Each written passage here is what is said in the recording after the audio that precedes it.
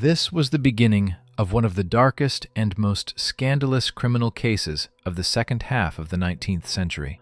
Today we are traveling to the United States of America, to the small town of Derby, Connecticut. When Horatio Sherman returned home after a week-long drinking binge in May of 1871, he felt seriously unwell. His wife, Lydia, was not particularly concerned. Her husband often disappeared on such sprees and always fell ill afterward. Just one of his usual ailments, she said, and began giving him brandy, as she routinely did in such cases. The family physician, Dr. Beardsley, had treated Mr. Sherman many times before for the after-effects of heavy drinking, but this time, something troubled him. The symptoms were different.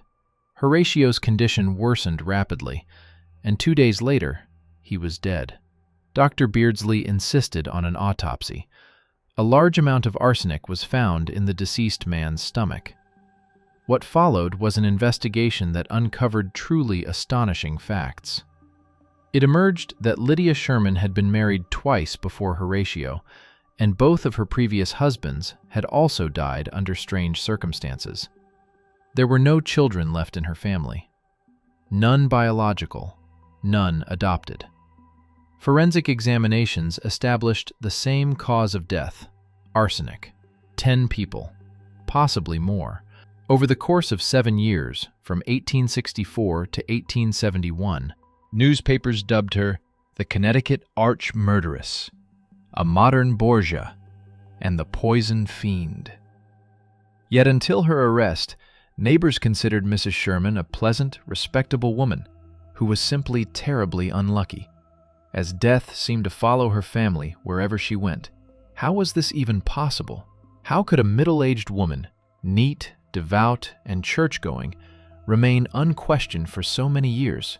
Let us go back to the beginning, to Christmas of 1824, when a baby girl was born in Burlington, New Jersey. Her name was Lydia Danbury. Lydia Danbury was born on Christmas Eve of 1824 in Burlington, New Jersey. Her life began with tragedy. When she was only 9 months old, her mother died.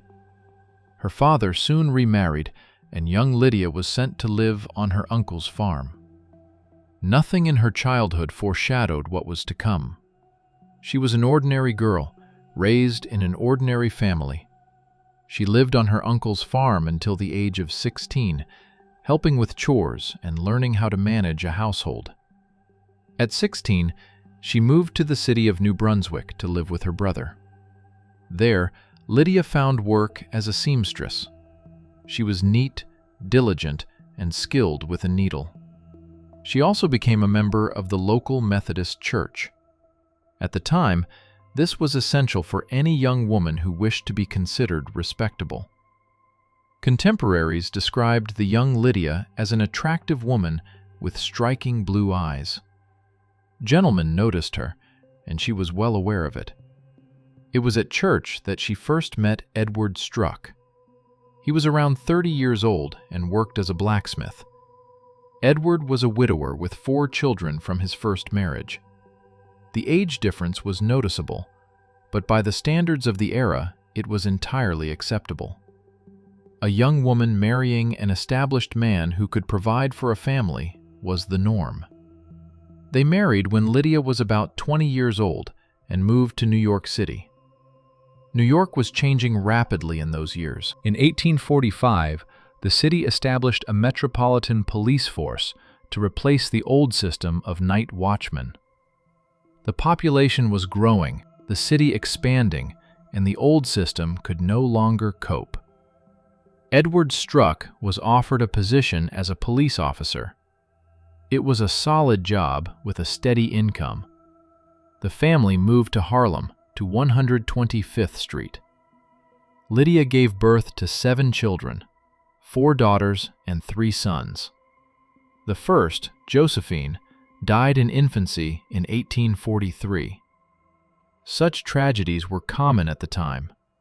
Infant mortality was high, and few were surprised when babies failed to survive. The remaining 6 children grew up. The family lived comfortably. Edward had stable work, Lydia ran the household and raised the children.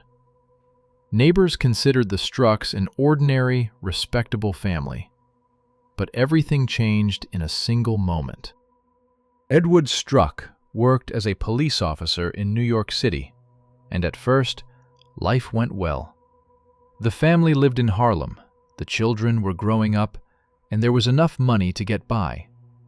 Lydia managed the household, while Edward went to work every day as expected.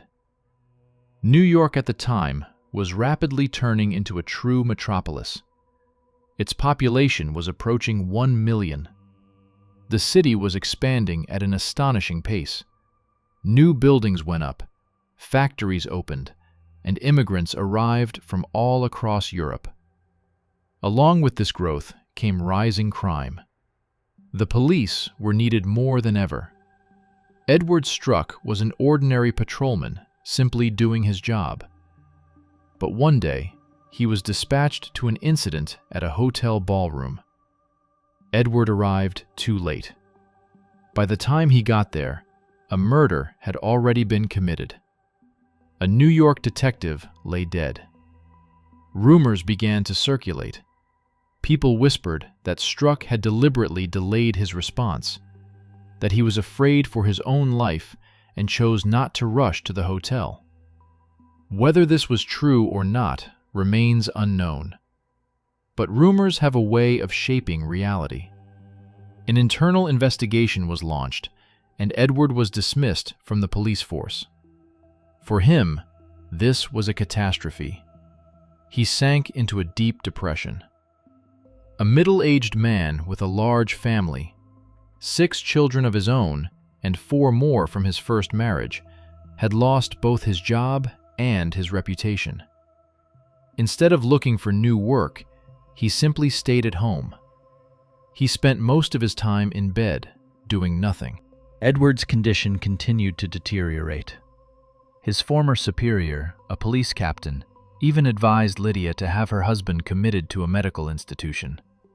Another officer, a sergeant who lived in the same building, said that Strux had lost his mind and would never recover. At the same time, New York was being ravaged by epidemics. Cholera, typhus, typhoid fever, dysentery, all of them claimed hundreds of lives. Typhus, in particular, tore through poor neighborhoods, becoming almost a permanent epidemic. Smallpox and scarlet fever flared up again and again. Tuberculosis killed more people every year, especially in overcrowded tenement buildings, where families lived packed into small rooms without proper ventilation. Death was everywhere. People died every day. Entire families perished. Doctors often could not even say with certainty what had killed a patient. The symptoms of many diseases were similar. In such an environment, the death of a depressed, middle-aged man raised little suspicion. Edward Strux died.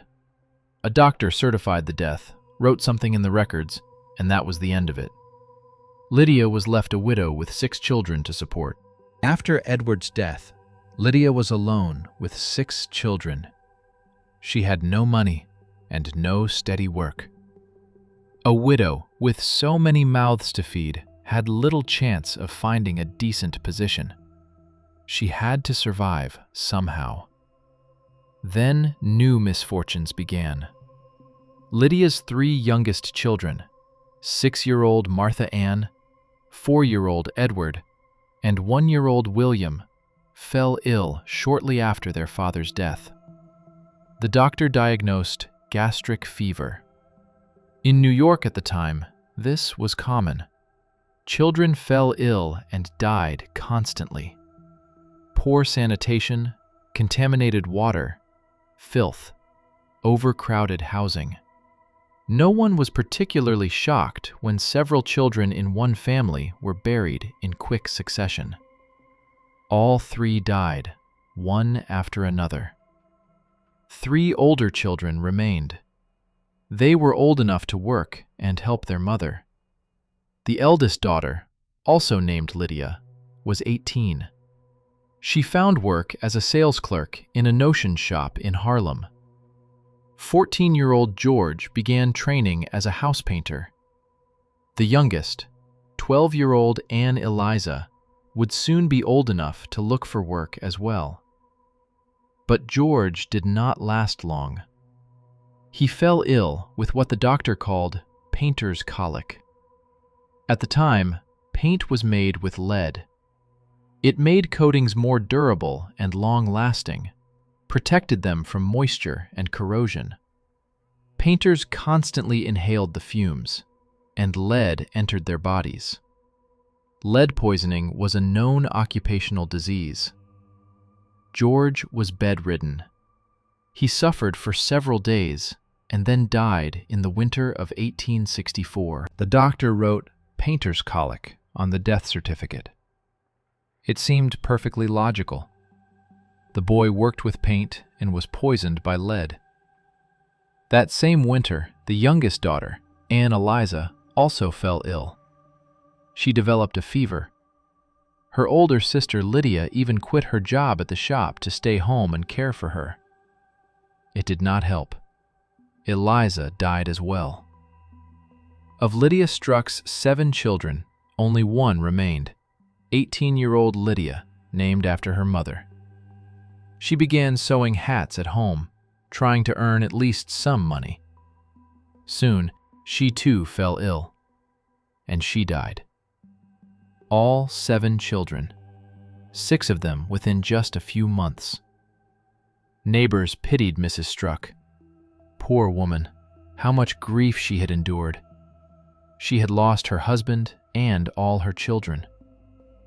People came to offer condolences and helped however they could. But one person asked a question. Lydia's stepson, Cornelius Struck, Edward's son from his first marriage, went to the police. He asked how it was possible that all 7 children his father had with Lydia were dead, and 6 of them almost at the same time, within just a few months. While Lydia herself never fell ill and appeared perfectly healthy. The police promised to look into it, but they did not look very hard. Death in New York in those years was an everyday occurrence. Tuberculosis and typhus wiped out entire families.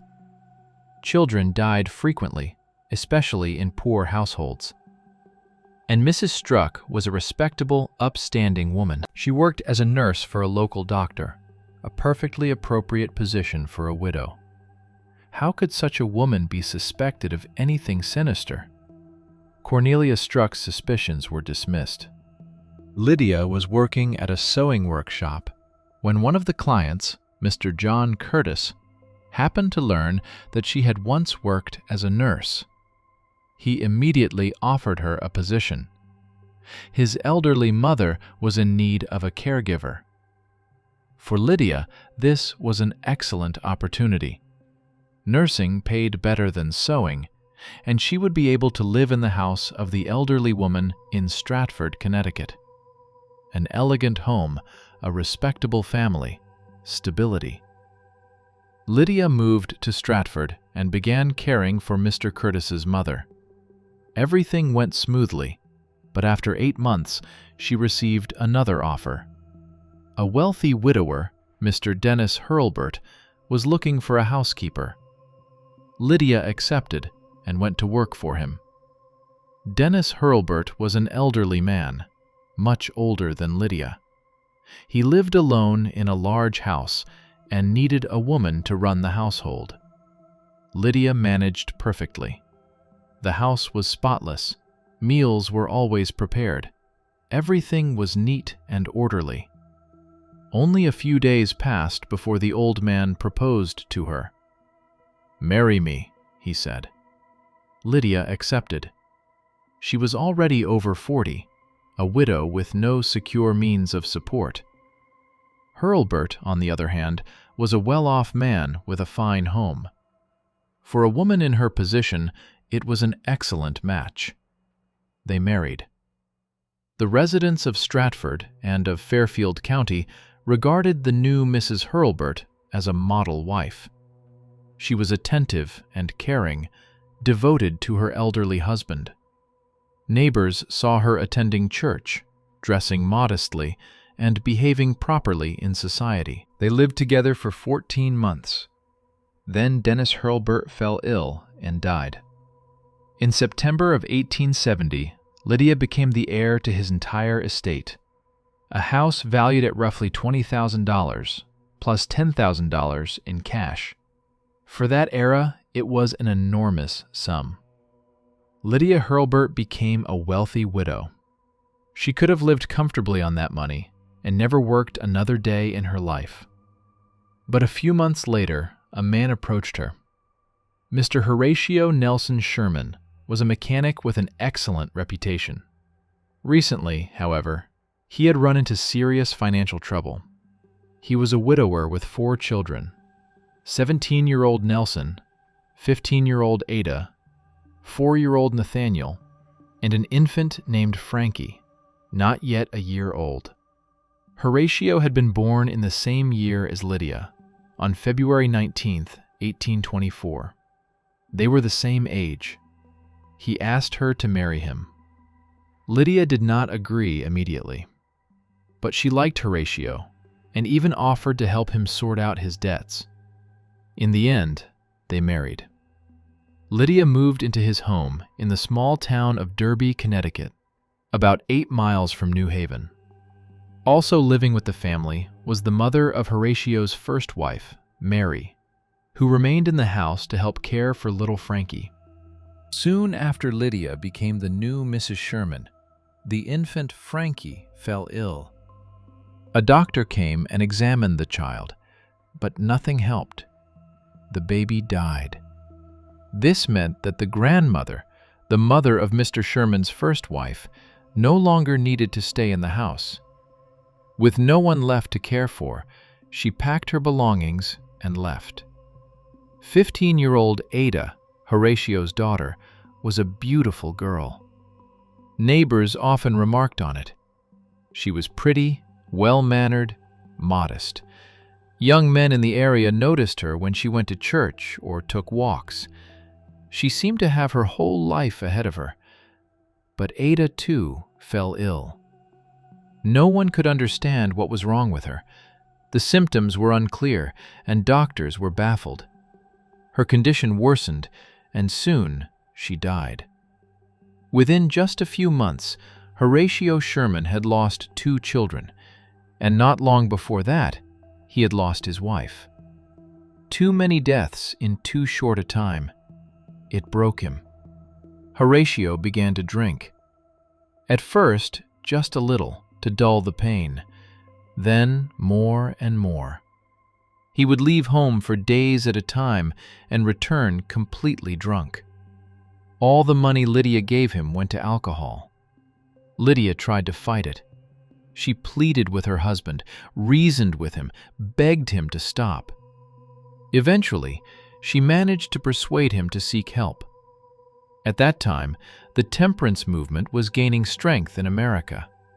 People formed societies to combat alcohol consumption, believing that drink destroyed families and ruined lives, and they called for total abstinence. Horatio agreed to join such a temperance society. He took a solemn pledge never to drink again.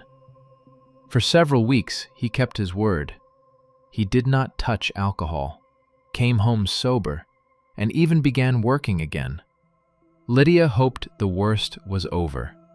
Then Horatio sold their piano for $300 and went on a binge. He was gone for an entire week. When he returned home, he was in terrible condition. Drunk, sick, barely able to stand.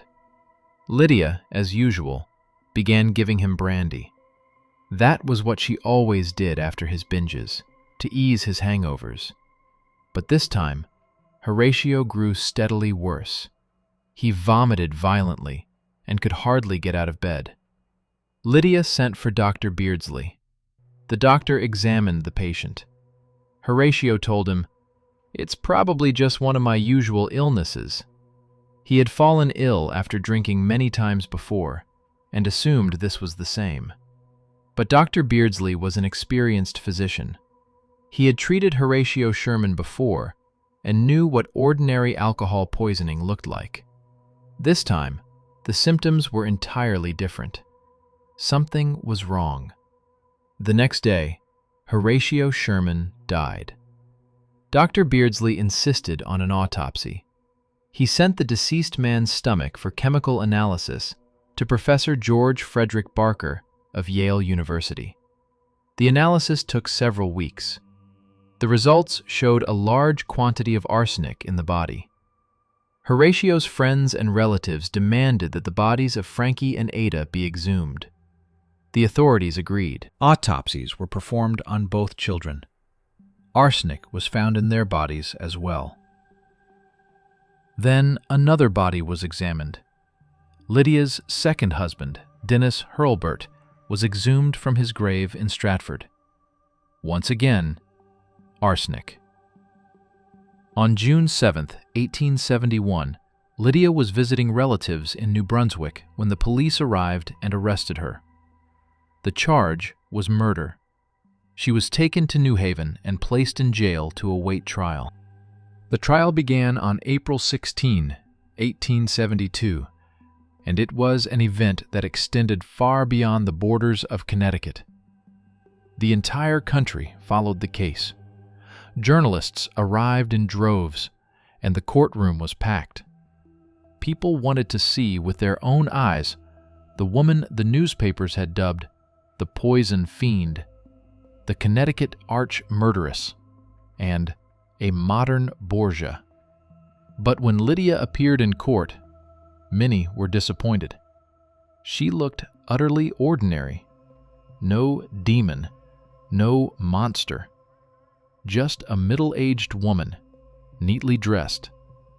She wore a black alpaca dress, a black and white shawl, a straw hat, and silk gloves. Her face was partially hidden behind a thin black veil. She looked like the very image of a respectable Victorian lady, proper, prim, and irreproachable. Lydia was 47 years old.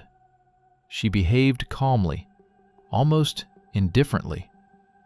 Some reporters even wrote that behind the veil she appeared nearly cheerful, as if she had come not to a murder trial, but to a social event. She was tried only for the murder of Horatio Nelson Sherman, her third husband. Although autopsies had shown that Dennis Hurlburt and two of Horatio's children had also been poisoned with arsenic, prosecutors chose not to charge her in those cases. One charge, they decided, was sufficient. When the judge asked for her plea, Lydia answered clearly and firmly, "Not guilty." The trial lasted 8 days. Newspapers published detailed reports every day. Again and again, reporters returned to the same theme: how utterly ordinary the defendant looked. The public expected a monster and saw an aging woman in a plain black dress. The defense argued that Horatio Sherman might have ingested arsenic accidentally, or that he may have taken his own life. He had been deeply depressed after the deaths of his wife and 2 children, burdened by financial problems and alcoholism. Perhaps he had chosen to end it all himself. Lydia maintained her innocence. She wanted to testify, to take the stand and tell her version of events. Her lawyer, however, categorically forbade it. The prosecution presented its evidence. The autopsy had clearly revealed arsenic in the victim's stomach, in significant quantities. Experts testified. Witnesses described the final days of Horatio's life, but there was no direct proof that Lydia herself had administered the poison. The case rested entirely on circumstantial evidence. No one had seen her mix arsenic into his food or drink. No one could say with certainty when or where she had purchased it for that specific occasion. From a legal standpoint, there were grounds for reasonable doubt. Nevertheless, the jury deliberated and returned with a verdict: guilty of murder in the second degree. Not first degree, which would have implied premeditation. Second degree, killing without prior intent, committed in the heat of the moment. Some newspapers wrote that the jury had deliberately chosen the lesser charge. A conviction for first-degree murder would have meant the death penalty, and the jurors, all men, were unwilling to send a woman to the gallows, even if they believed her guilty. Lydia Sherman was sentenced to life imprisonment at Wethersfield Prison in Connecticut. While Lydia awaited transfer to prison, something unexpected happened. The prison warden, Mr. Weber, suggested that she write a book, a confession in which she would tell her version of events. Lydia agreed. She dictated the text. She could barely read or write, struggled to remember exact dates and names, but she told her story. In this book, she confessed. She admitted to poisoning her first husband, Edward Struck. She confessed to poisoning 6 of her children, all except her firstborn, Josephine, who had died of natural causes in infancy in 1843. She admitted to poisoning her second husband, Dennis Hurlburt. She confessed to poisoning 2 children of her third husband, the infant Frankie and 15-year-old Ada. But when it came to her third husband, Horatio Sherman, she insisted it was not her. Yes, there was arsenic in the house, but she had not given it to him. Perhaps Horatio had swallowed it accidentally. In those days, households often kept various powders and compounds. There was a substance called saleratus, similar to baking soda, which produced foam when mixed with cider. Perhaps Horatio had mistaken it for arsenic. The irony was striking. The only murder she denied committing was the very one for which she was tried, convicted, and sentenced to life in prison. In the book, Lydia also revealed a curious detail about her first murder. She claimed that the idea of poisoning Edward Struck had been suggested to her by a police sergeant who lived nearby. He told her that her husband was insane and would never recover. He advised her to remove him from the way. More than that, he allegedly told her where to buy arsenic and in what quantities it should be administered. Whether this was true or not remains unknown, but if it was, then the idea of using poison may not have originated with Lydia herself. The book was titled Life, Crimes, and Conviction of Lydia Sherman, The Poison Fiend. It was published in 1873 and became a bestseller. Across America, people read the confession of the woman poisoner. Lydia was sent to Wethersfield Prison, but she did not remain there long. In June 1877, 5 years after her sentencing, she escaped. The method was surprisingly clever. Lydia repeatedly pretended to faint. She complained of poor health, insisted that she was very ill. Prison officials later admitted that a female guard had been careless and insufficiently attentive. Lydia somehow obtained a white dress to replace her prison uniform. One day, she simply walked out of her cell and passed through the prison gates. Friends were waiting outside. They took her to Providence, Rhode Island, one of the oldest cities in the United States. The escape made headlines immediately. Lydia Sherman's story was far too famous to go unnoticed. She checked into a hotel, calling herself Mrs. Brown from Philadelphia. Later, while speaking with the hotel owner's wife, Mrs. Sears, she introduced herself as Mrs. Moore. Mrs. Sears grew suspicious. The woman changed names and behaved oddly. She contacted the police. Lydia was arrested once again and returned to Wethersfield Prison.